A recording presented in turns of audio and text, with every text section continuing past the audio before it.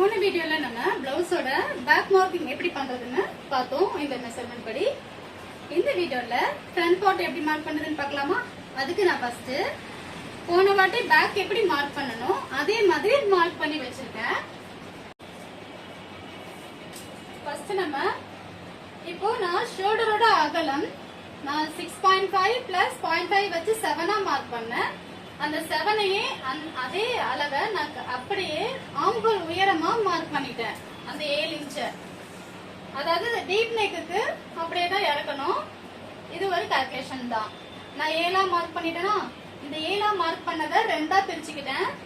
2 பிரிச்சா 3 கிடைக்கும். இந்த 3 கிடைக்குதா, அதையும் அதுக்கப்புறம் நம்மளோட அப்பர் செஸ்ட் லைனை கண்டுபிடிக்கணும். அதாவது நம்ம ஆம்ஹோல் முடிகிற இடத்த கண்டுபிடிக்கணும். அவங்களோட அப்பர் செஸ்ட் 42. இந்த 42 நான் 4ஆல டிவைட் பண்ணனா எனக்கு கிடைக்கிற ஆன்சர் 10.5. அந்த 10 கூட ஒரு 1/2 இன்ச் நான் சேர்த்துக்கிறேன். 1/2 இன்ச் சேர்த்தேன்னா எனக்கு 11 கிடைக்குது. அந்த 11 தான் நான் இங்க மார்க் பண்றேன். இங்க நான் மார்க் பண்ணிக்கிறேன். ஏன் நான் 11 1/2 இன்ச் சேர்த்தேன்னா டாட் பிடிக்கும் போது எனக்கு அந்த 1/2 இன்ச் உள்ள போய் கரெக்டா 10 வந்து உட்காந்துக்கும். நெக்ஸ்ட் நம்மளோட இந்த ஆம்ஹோல் 2 பிரிச்சோம்ல, இதையும் இந்த ஆம்ஹோல் அகலத்தையும் அப்பர் செஸ்ட் அந்த அகலம் கண்டுபிடிச்சோம்ல அதையும் ஜாயின் பண்ணிக்கலாம். இப்ப இந்த ஸ்ட்ரைட்டாவே வந்து இப்படியே வந்து இப்படியே போயிடணும். ஓகே,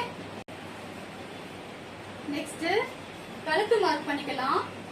நம்ம ஷோல்டர் எப்படி 2 பிரிச்சோம், இந்த லைன்ல இருந்து 3 கழுத்தோட அகலம் 3ஐயும் ஷோல்டரோட அகலம் 3ஐயும் வச்சோம். 7 2 பிரிச்சு, சரியா?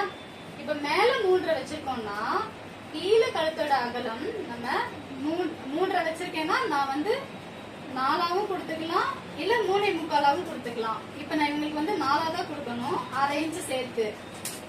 இப்ப நான் இந்த அகலம் 3 வச்சிருக்கேன்னா இப்ப இவங்களோட கழுத்தோட முன் கழுத்தோட உயரம் வந்து எவ்வளவுனா 7.5 வருது. நான் 7ஆ வச்சுக்கிறேன்.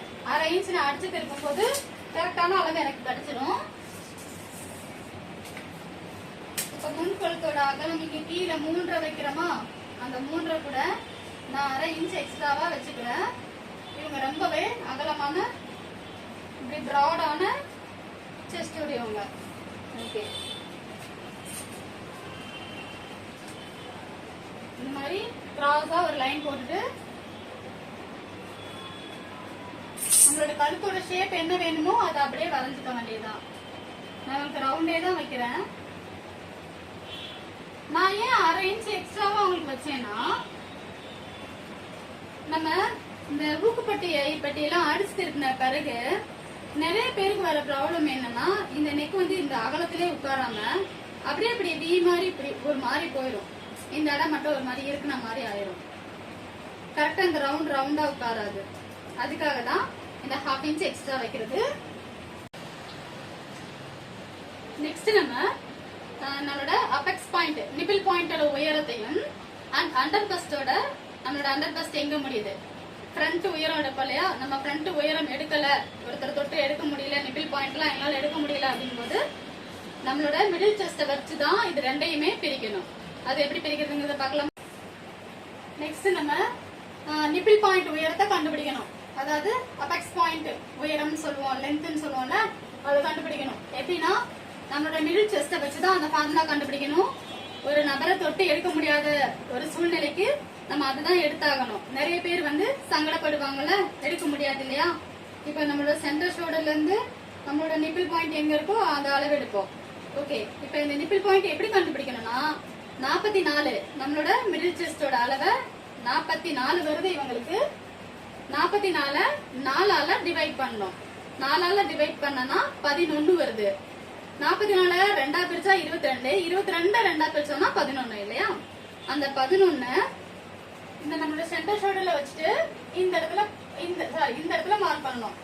அதாவது சென்டர் ஷோல்டர்ல டேப் வச்சுட்டு நான் இங்க மார்க் பண்ணிருக்கேன்னா 11. இந்த 11 இந்த மிடில் செஸ்ட் அப்படியே ஒரு லைன் போட்டுக்க வேண்டியதுதான். ஓகே, நெக்ஸ்ட் நம்ம கண்டுபிடிக்க வேண்டியது நம்மளோட அண்டர் பஸ்ட் முன் உயரம் சொல்லுவோம் இல்லையா.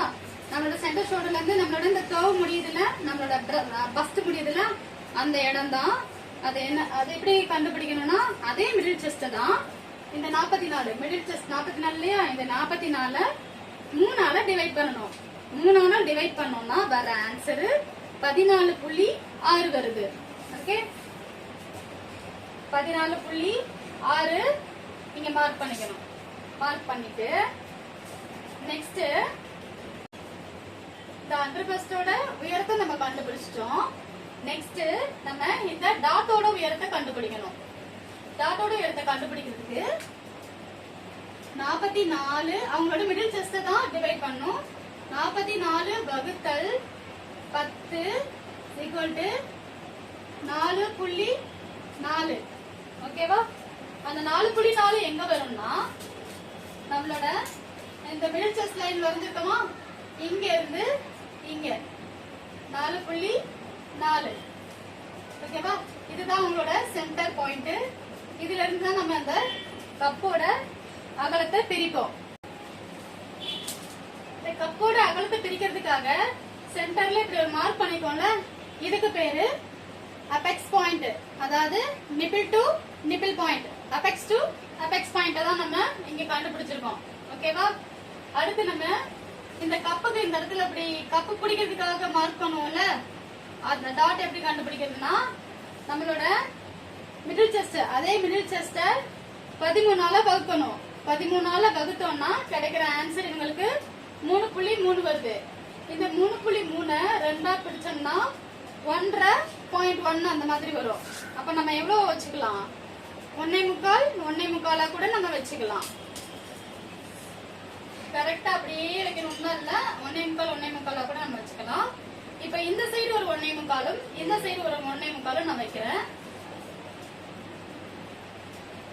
எனக்கு 1.1 வருதா? 1.1 அப்புறம் சென்டர்ல அதுக்கப்புறமா ஒரு பாயிண்டா வருது. நான் 3/4ஆவே வச்சுக்கிறேன்.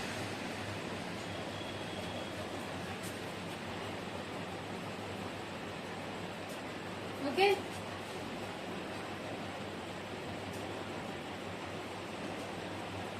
இதுதான் அவங்களோட டாட்டோட அகலம்.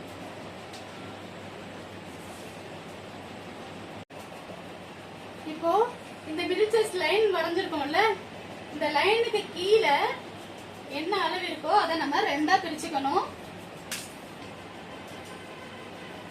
இந்த பிடிச்சது போட்டுக்கோல அதை விட்டுட்டு அதுக்கு மேல் கோட்டுல அது மேல் கோட்டும் இந்த இந்த கோடும் அமைஞ்சிருக்கு இல்லையா, அந்த இடத்த இப்படி பார்த்தோம்னா எனக்கு 2.25 வருது. அப்ப 2.25 எனக்கு 2.5 பிரிச்சா 2.25 பிரிச்சா எனக்கு எவ்வளவு கிடைக்குது? 1.3 கிடைக்குது. அந்த 1.3 நான் அப்படியே மார்க் பண்ணிக்கிறேன். இதுதான் நம்ம இந்த கோடு வரைவோம் இல்லையா, அது. ஓகே, நெக்ஸ்ட் நம்மளோட சென்டர் ஷோல்டர்ல டேப் வச்சுட்டு நம்மளோட அண்டர் பஸ்ட் எவ்வளவு கண்டுபிடிச்சோம்? 14.6 கண்டுபிடிச்சோமா?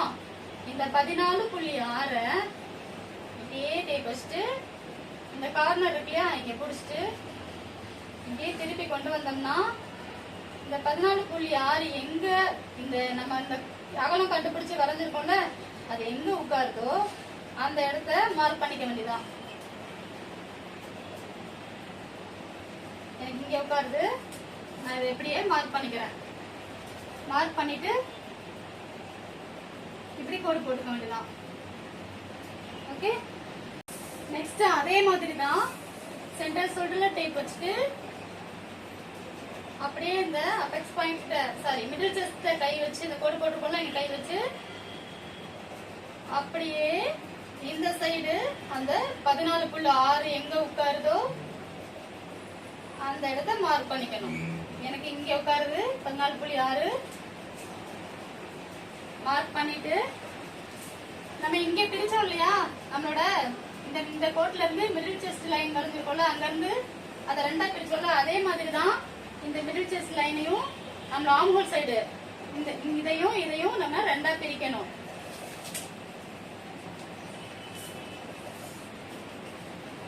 ரெண்டா பிரிச்சா எனக்கு எவ்வளவு வந்துச்சு? 1.3 வந்துச்சு. அதே 1.3 நான் இங்க மார்க் பண்ணிட்டு இதை இப்படியே ஸ்கேல் வச்சு கனெக்ட் பண்ணிருங்க. ஓகேவா? கனெக்ட் பண்ணிட்டு நம்ம 14.1 எங்க சென்டர்ல வச்சு 14.6 எங்க முடியுதோ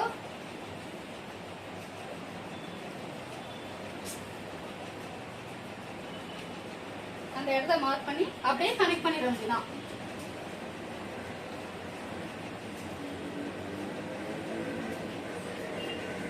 நெக்ஸ்ட் நம்ம ஆம்ஹோலோட கர்வ் எடுத்துக்கணும். ஆம்ஹோல் கர்வ் இதுல இருந்து ஒரு 1/2 இன்ச் கீழே மார்க் பண்ணி இங்க நம்ம சென்டர் டாட் போட்டிருக்கோமா, இங்க இருந்து அப்படியே வந்து லைட்டா இந்த ஒரு வளைவு கொடுத்து இதுல ஜாயின் பண்ணிட வேண்டியதான். நெக்ஸ்ட் பிளவுஸோட ஊக்குப்பட்டி ஐப்பட்டி அடிக்கிறதுக்காக ஒரு 1/2 இன்ச் எக்ஸ்ட்ராவா கொடுத்துக்கிறேன்.